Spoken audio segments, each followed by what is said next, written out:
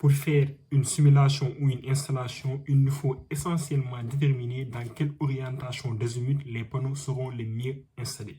Il faut aussi déterminer l'inclinaison des panneaux par rapport au soleil. Cette inclinaison est essentielle pour optimiser la production d'électricité des panneaux solaires. Salut à tous, c'est Mamoudou, ingénieur en énergie et passionné par la transition énergétique. J'espère que vous allez bien, c'est justement le sujet de cette vidéo.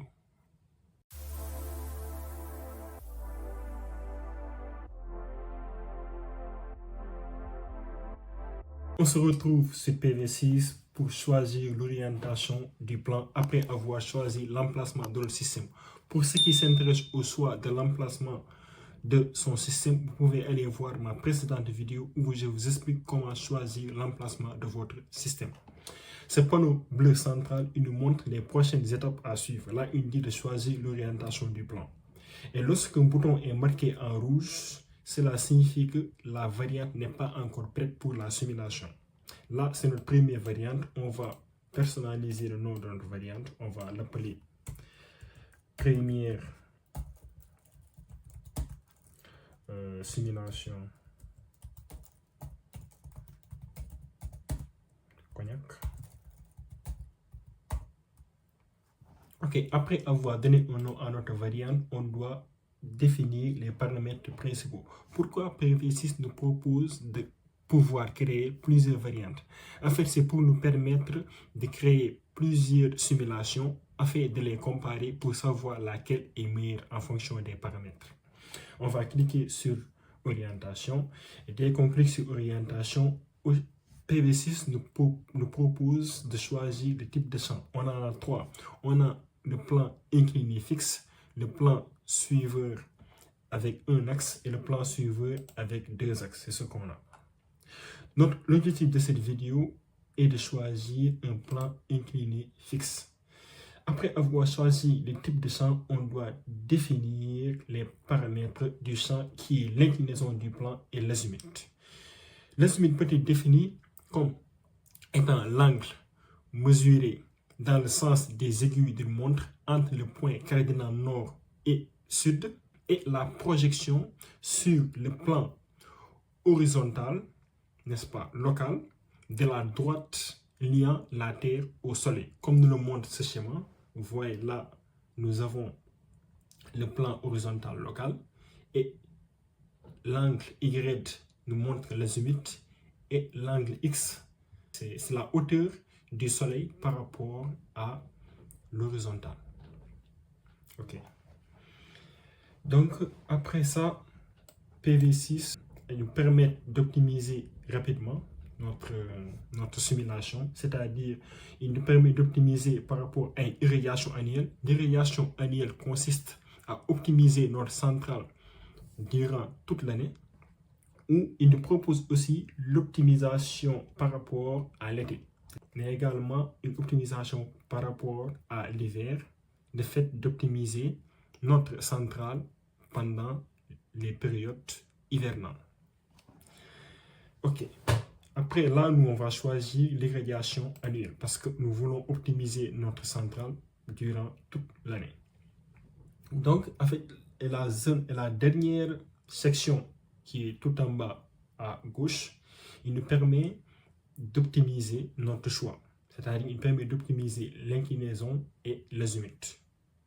Donc, les paramètres qui sont là, les facteurs, ils vont varier en fonction de notre choix d'inclinaison ou d'azimut. Ces deux graphes aussi nous permettent aussi d'avoir une inclinaison et un azimut qui sont optimales. Okay. Donc après ça, on peut soit se baser sur ces éléments pour déterminer l'inclinaison et l'azimut. On peut également déterminer l'inclinaison et l'azimut à partir de la trajectoire du Soleil. Donc la trajectoire du Soleil, on peut trouver la trajectoire du Soleil sur PV6 ou trouver la trajectoire du Soleil de notre site dans un site internet. Il y en a plusieurs, mais le site que je vous recommande, que je connais et qui est efficace est Heliorama. Je vais vous mettre les liens dans la description. Donc on va aller sur internet. On va cliquer sur heliorama.com. Ok, il me dit pourquoi calculer son ensoleillement. Vous voulez acheter une maison, vous investissez dans le solaire, vous construisez. Donc nous, on construit. Bon, on va lancer, pas très important. Donc il nous propose de taper l'adresse. Donc Auchan Cognac, on va écrire Auchan Cognac. Bon, il est là, je vais directement le prendre. On va rechercher. Et là, il nous a trouvé le site de Auchan Cognac. Donc, vu qu'il nous a trouvé, et là, on appuie sur calculer. Dès qu'on clique sur calculer, il nous montre la trajectoire du soleil avec deux courbes.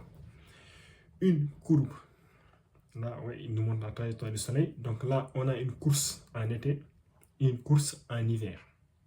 Donc, cela va nous permettre de savoir sur quel azimut se poser, c'est-à-dire l'orientation de nos panneaux, soit vers le sud, vers l'est ou vers l'ouest, vers sud-ouest ou vers sud-est. Ça va dépendre là où on a plus d'irradiation, c'est-à-dire là où le soleil est plus présent pendant, soit qu'on soit en été ou en hiver.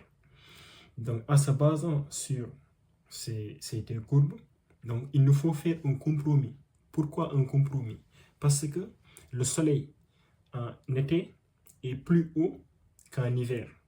Donc, pour avoir une irradiation annuelle qui est optimale, il nous faut faire un compromis entre les deux.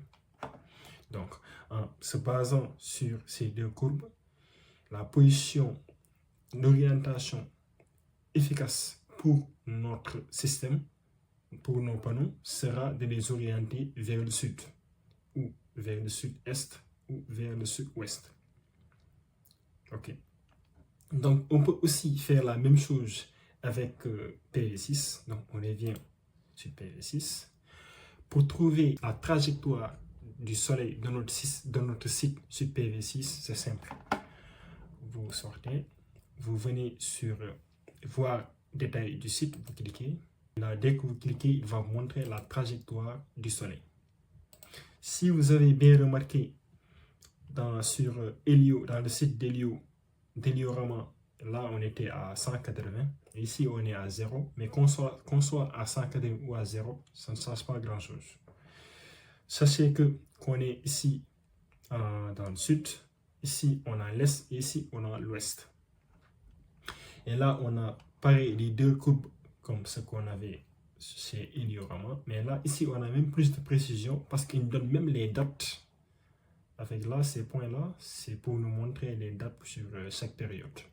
Donc, ce qu'on va faire, on va essayer de faire un compromis entre l'hiver et l'été.